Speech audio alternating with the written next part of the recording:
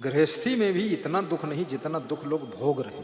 ये भोग इसलिए रही, ये दुख पैदा कर रहे हैं, उल्टा चाल चलन में दुख पैदा हुआ। गृहस्थी किया है तो दारू पीने की क्या जरूरत है, पान पुड़िया मसाला खाने की क्या जरूरत है, गलत काम करने की क्या जरूरत है। अगर शुद्ध गृहस्थ बनो, सद गृहस्थ बनो, तो गृहस्थी में भी इतना दुख नहीं है जितना दुख लोग भोग रहे हैं। हर व्यक्ति में, बिहार जाता हूं वहां लोग कहते हैं गुरु जी हम बहुत दुखी हैं। एक लेडीज आई 60-65 साल की उम्र, बूढ़ी थी, बोली हम बहुत दुखी हैं, हमारा दुख कब मिटे। तो हमने कहा तुम्हारा दुख तुम जब मिट जाए तो दुखों साथ मिट। तो कहें तो हम सुख को पैबा, हम कहें सुख अगले जीवन में शायद मिल जाए। तो बोले हम तो तुम्हारे पास में सुख ही बदे आया कि सुख को दे दे। हमने कहा ये सुख कोई संतरा नहीं है जो हम बांट दी, तुम सुख ले वही न करी हो। तो कहने लूंगी क्यों नहीं, ले लूंगी। हमने कहा आज से जाकर संतोष करो, बहू को गाली मत देना, बेटे की प्रशंसा करना, सुबह उठ के काम करना, गम खाना। बोले हम इतनी गम न खाई देवे। तो हम कहने इसीलिए बिहार में लोग गम बहुत कम खाते हैं, बाकी भात खूब खाते, गम नहीं खाते। भात तसलम परस आधी बाल्टी दाल बिलाट और घोर के तुम जनी हो कि भैंस के ना दम डारा जाए खुद ही पी नहीं। बहुत बहुत भोजन करने से बुद्धि कम हो जाती है, ये पक्का समझ लेना। और कोई इंजेक्शन ऐसा नहीं है जो बुद्धि बढ़ाए दे। ये भोलम मत रहना कि बादाम खाए खाए बुद्धि बढ़ जाएगी, ये तो सब ढोंगू ही है। बादाम देखने को नहीं मिले हैं मोदी जी को बचपन में ही, अब तो बादाम मिलत है तो खाते नहीं है। बादाम देखे के नहीं मिलते हैं, खिचड़ी न फिचड़ी कढ़ी वढ़ी खाए के जमाने में और बुद्धि खूब हो गई। बुद्धि भी ये जन्मजात होती है, कुदरती होती है, पुण्य से मिलती है।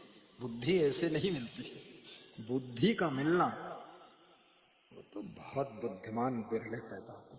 तो जाको विध चाहे दुख दीन्हा, ताकि मत पहिले हर लीन्हा। जिसको दुख देना चाहता है विधाता, अर्थात जिसके कर्मों में दुख, अर्थात जिसके प्रारब्ध में दुख है, उसकी बुद्धि पहले हर जाती है।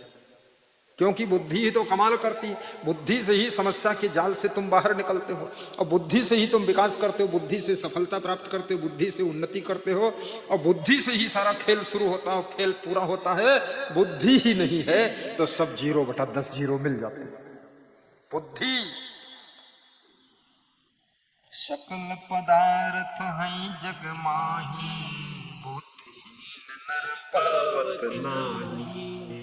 सब कुछ है दुनिया में, बुद्धिहीन लोगों को कुछ नहीं मिलता। और बुद्धि से बड़ा विवेक, विवेकवान भी बनो, और विवेक सत्संग से मिलेगा। बिनु सत्संग विवेक न होई, बिनु विवेक सुखी नहीं कोई। विवेक कीजिए, बुद्धि से और सूक्ष्म स्थिति विवेक की होती है। बिनु विवेक कोई ना सुखी, बिना किए संतोष। सबको देखो हाल यहाँ, पड़े अपर मन कोश। जिसके पास विवेक होता है, जब उसे क्रोध आता है तो अपने क्रोध को काबू कर लेता है। लोभ आता तो लोभ को काबू करता है। लोभ भी बहुत खतरनाक चीज है, पाप का बाप है। और जब अभिमान आता है, अभिमान को स्वयं विवेक से तोड़ देता है। अभिमानी को माँ बाप भी पसंद नहीं करते। अहंकार मुक्त बन जाए। तो प्रधान की पत्नी पहुंची वहां, ढूंढते ढूंढते, और पूछा राजा साहब कहाँ हैं? बोले वहां हैं। मिलो राजा साहब से। मेरे पति देव कहाँ राजा साहब? मेरा बेटा कहाँ? बोले सब जेल में। फिर क्यों जेल में? बोले तुम्हारे पति ने ऐसा ऐसा बोला कि जब आप मरोगे राजा साहब तो गेट छोटा है, गेट तोड़ना पड़ेगा। बेटा आया, उसने कहा गेट तोड़ने की क्या जरूरत है, आपका शरीर तो मिट्टी हो जाएगा, उसके 2-4 टुकड़े करके निकाल लेंगे। तो प्रधान की पत्नी वो तो उसी मॉडल की थी। कई लोग घर भर एक कोई मॉडल होते हाँ पूरा घर। राजस्थान में एक एसपी साहब बड़े भक्त थे आए, तो उनके एसपी साहब लड़कों को लाए, आप बोले ले आए हम। तो हमने कहा कहाँ है लड़के? बोले सब हैं। बोले सब लड़का बिगड़ गए गुरुजी। तो हमने कहा कैसे बिगड़े? तो उनको गुस्सा आई गई अपनी पत्नी पर। उनका कम से कम हमारे सामने 50 गाली देनी कहीं या चुड़ैल जो बैठे। हम तो एसपी हम गुरुदेव जिला समाज तो नहीं या कह रहा है या घर हमारे लड़कन समाज नहीं, सब बिगड़ गए, दरुहा फरुहा हो गए, पढ़ी न अच्छा हुआ, बड़ा दुखी जीवन। अब भाई लोग रहे बहुत ठग निकले, हम का बहुत ठगे। हम रहन तो पुलिस में है लेकिन देवते तना रहन तो हम सब तनस ठगाई गए। हमने कहा आप गाली मत दो वाइफ को, क्योंकि गाली देने से भाग्य और बिगड़ेगा। जो हुआ सो हुआ। ये लड़कों को थोड़ा हमारे सानिध्य में रखो। वास्तव में अगर कोई खेल बिगड़ गया है तो अब संतोष करो, अब फिर लड़ाई मत करो आपस में। तो वो प्रधान की पत्नी ने जो कहा वो बात सुनने लायक है, लेकिन बड़ी दुखद बात कहा। उसने कहा राजा साहब मेरे पति को तो घर में बोलना नहीं आता है और न बेटे को बोलना आता है, दोनों आपस में टकराते रहते हैं। मैं बता दूं ना, आपकी जब मृत्यु होगी तो इतना बड़ा आपका आंगन है, इसी में दफन कर दो, बाहर निकालने की जरूरत ही नहीं। राजा साहब का गुस्सा आसमान पर चढ़ गया। बोले ये तो उससे भी दया दुष्ट खतरनाक है, मेरे को ये राजमहल है कि शमशान महल? बोलती इसी में दफन कर दो। अरे भाई मेरी मौत की बात करने की जरूरत क्या है, इसको बात ही मत करो, ये बात खत्म क्यों नहीं करते? उसको भी जेल में डाल दिया गया। याद रखना, बोली तो अनमोल है जो कोई बोले जान, हे तराजू तोल के तब मुख बाहर आन।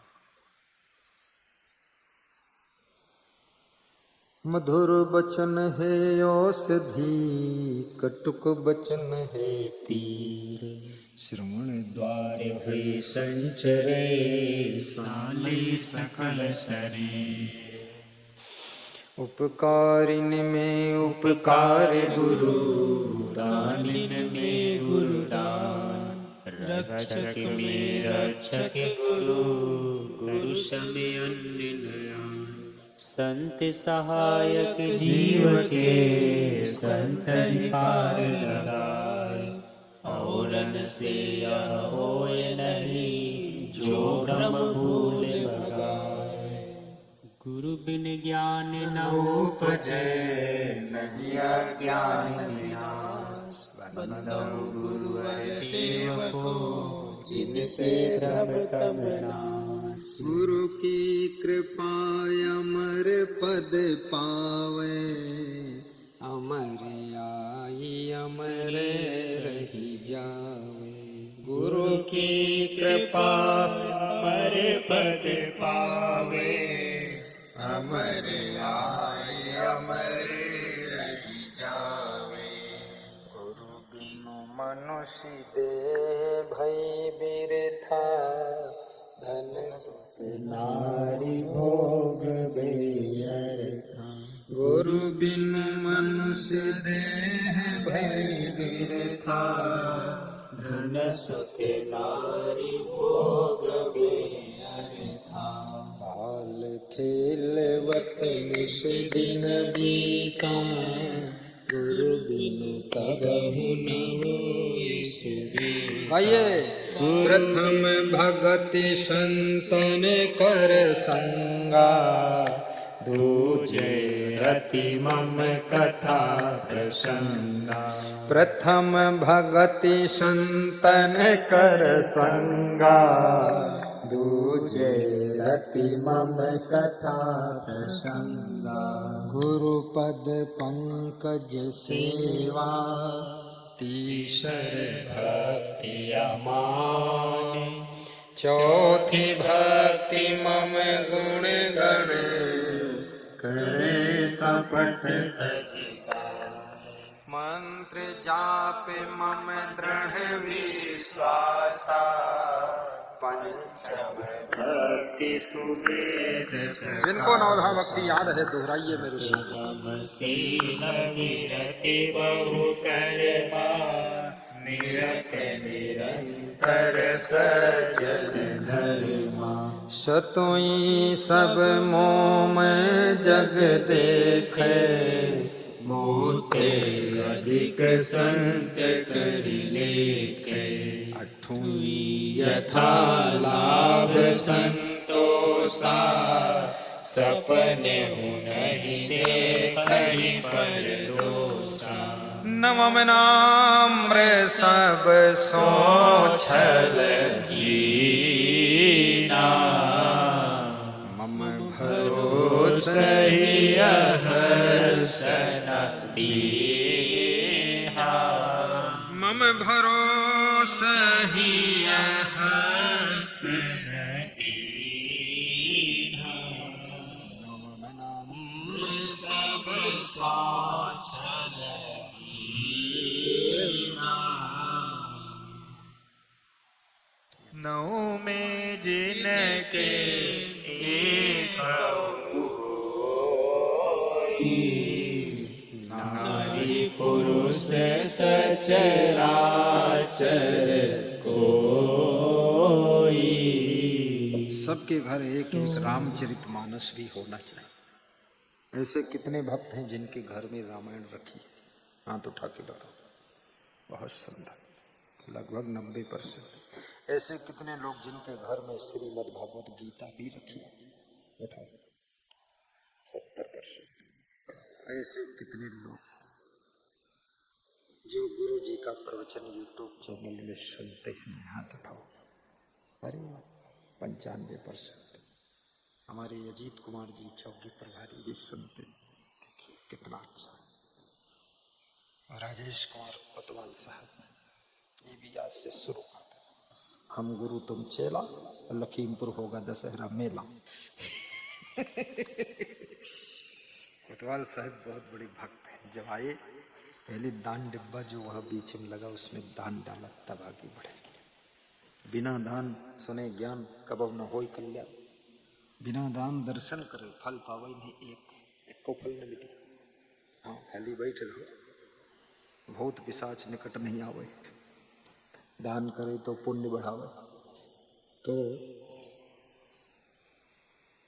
कभी आपने किसी सरदार को भीख मांगते नहीं देखा? क्यों?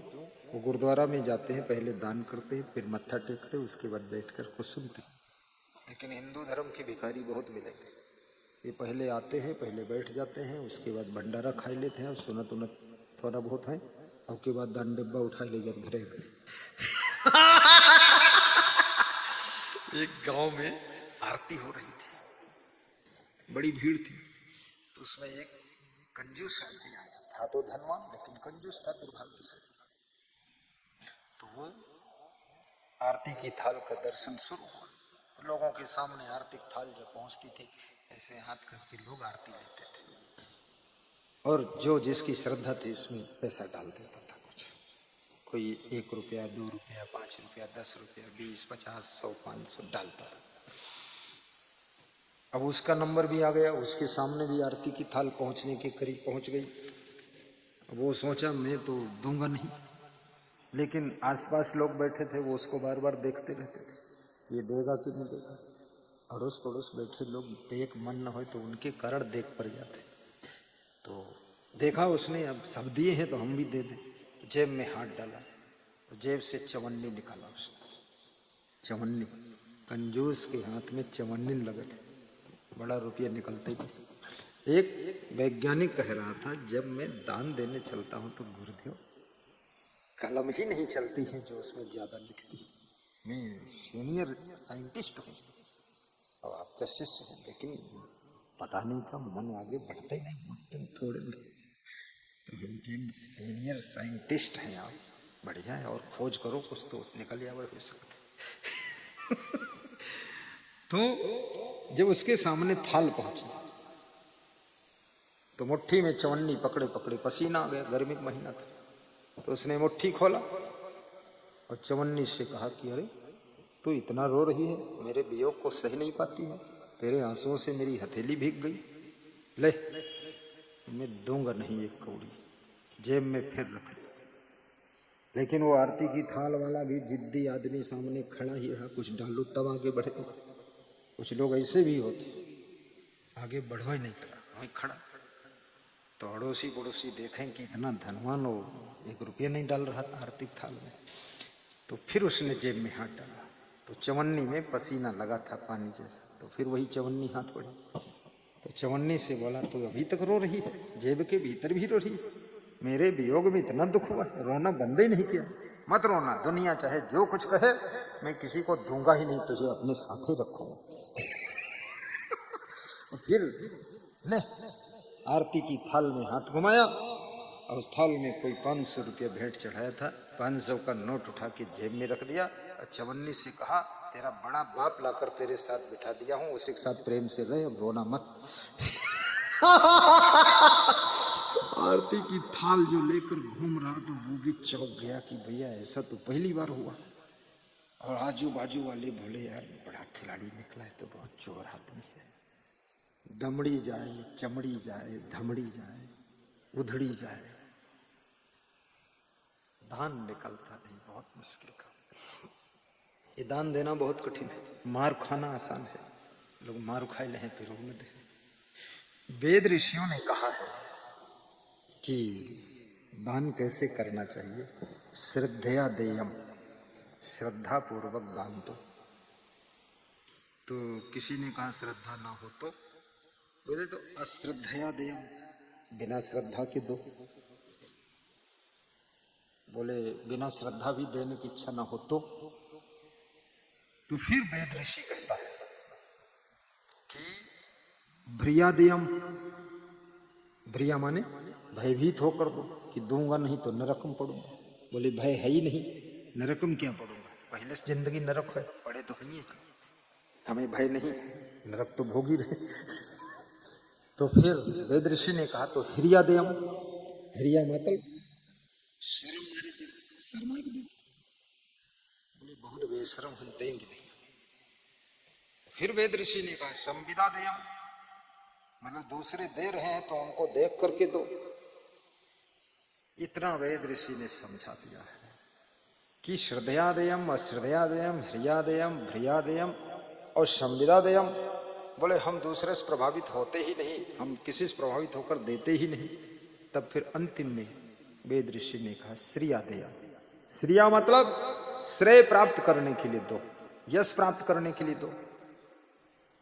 बोले यश वश हमार जन रहा होगा, सब यश तो है ही है, लोग दुनिया भर का हाथ कंजूस है, गौर का कही है। तो फिर वेद ऋषि ने कहा कि अगर फिर भी नहीं समझते हो तो एक काम करो, श्रियादेयम, भ्रियादेयम, ह्रियादेयम, संविदादेयम, श्रद्धयादेयम, अश्रद्धयादेयम, लोगों की जरूरत समझ करके दो, लेकिन दो। वेद ऋषि देने को कह रहा है। हमारे आश्रम पर विकास कुमार गुप्ता और अभिलाष गुप्ता की मां सुमन गुप्ता टीवी में प्रवचन सुनती थी, ये खड़ी है, नेहा जी उसको माला पहना सकती है, एक माला कहीं से वहां से दे दो, हाँ दे दो। इन्होंने आश्रम में गई तो इन्होंने देखा सत्संग हाल में फर्श नहीं लगी है, तो उसमें फर्श लगाया, टाइल 15,000 स्क्वायर फीट में फर्श लगाया, और लगभग 15,000 स्क्वायर फीट में वो इंग्लिश ईंट लगाया। 35 लाख रुपए का दान देकर आश्रम को चमका दिया, और 70-72 पंखा लगाया। मेरे कमरे में फ्रिज नहीं था, फ्रिज दिया, और मेरे कमरे में एसी नहीं था, एसी लगा, और कहा कि मेरा गुरु सब ठीक से रहे, कोई चिंता न रहे। महादानी, ये महादानी महिला। भारत देश में कुछ भक्त हमारे 100 भक्त ऐसे होंगे जो भामाशाह दानी, जिसमें डॉक्टर लोकनारायण कमलेश देवी भामाशाह खड़े हो, दर्शन दीजिए। ये भामाशाह दानी है, बैठो। और महादानी में है, उसमें भी, लेकिन उनमें भी ईश्वर लाल रावटे हैदराबाद महादानी। योगेश साहू छत्तीसगढ़ भिलाई, वो पुलिस अफसर वो भी थे, पहले से रिटायरमेंट ले लिया। मेरे से बोले मैं रिटायर होना चाहता हूँ। रुक जाओ 2 साल और। बोले हम पहले से ले लेंगे रिटायरमेंट। मैं क्या करोगे? बोले छोटा होटल उसी चलाऊंगा, शांति रहेगी। होटल चलाते हैं, ट्रांसपोर्ट का काम करते हैं। कहते हैं मेरी एक ही तमन्ना है कि मैं आपके महादानी भक्तों में से बनूं। तुमने कब बन जाना। तीर्थ दर्शन सत्संग समिति भारत के वे प्रमुख सदस्य हैं। 3 लाख रुपया उसमें दान देते हैं और 3 दिन का भंडारा तीर्थ में होता है। उसके वे महादानी भक्त हैं, योगेश साहू। घनश्याम दास गुप्ता, वो भी महादानी।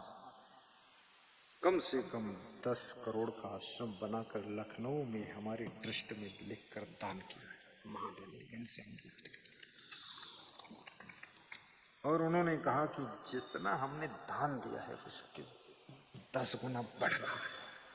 बोले डेली गुरुदेव 20-30 हजार का दान करता हूं।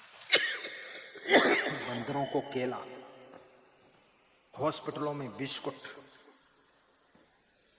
दूध बांटता है। आपकी कृपा है, सब मिल रहा है, हो जाएगा। तुलसी पंछिन के पिए खड़े न सरिता नीर, दान किए धन ना घटे, जो सहाय रघुवीर। चिड़ी चोच भर ले गई, घटे न नदिया नीर, दान किए धन ना घटे, कही गए संत कबीर। चिड़ी चोंच भरे। राम मंदिर जब निर्माण हुआ, कितने लोगों ने वहां दान दिया है भगवान के मंदिर। कितनों ने श्रम दान किया है और कितनों ने शरीर से सेवा भाव किया है। कितने लोग बुद्धि दान देकर उसको बना पाए। इसलिए गुरुद्वारा में भी आप देखेंगे वहां ज्यादातर श्रमदान से गुरुद्वारा बनता है। मेरे एक गुरुद्वारा निर्माण हो रहा था छत्तीसगढ़ प्रदेश में, देखा 1000 सरदार लोग काम कर रहे थे। हमने कहा ये पैसे पूरे फ्री? बोले सब फ्री, जब तक इच्छा होती करो फिर जाओ। बोले ऐसा काम चल ही रहा 6 महीने से, पूरा भयंकर गुरुद्वारा। तुम्हारे पास धन कम हो तो शरीर से सेवा कर दो, समय कम हो तो धन से सेवा कर दो, और बुद्धि से भी सेवा कर दो। बुद्धि है तो थोड़ा बुद्धि दान। Rajesh Gupta engineer, RV Gupta doctor, ये 2 मिलकर के बुद्धि दान करते हैं, नक्शा बनाते हैं फ्री में, गुरुजी का नक्शा मकान का, आश्रम का, राजस्थान कोटा का। बहुत बड़ा इंजीनियर आर्किटेक्ट राजेश गुप्ता। ऐसे कभी कभी बुद्धि दान भी करो। किसी की मृत्यु हो रही सज्जन व्यक्ति है, रक्तदान भी कर दो। मरने से पहले हो सके तो अंग दान।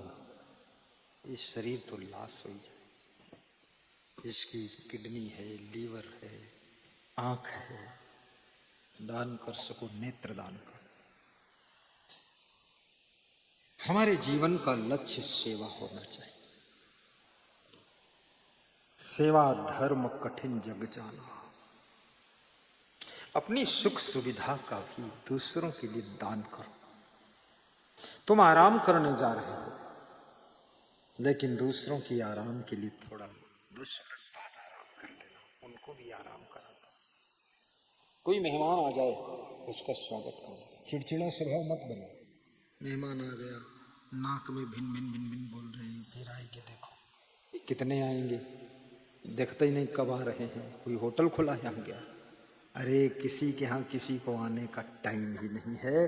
कोई आ गया है, ये तो हो सकता है तुम्हारा एक चाय पीकर चला जाएगा और उसकी सेवा से तुम्हारा रुका हुआ भाग्य भी स्टार्ट हो जाएगा।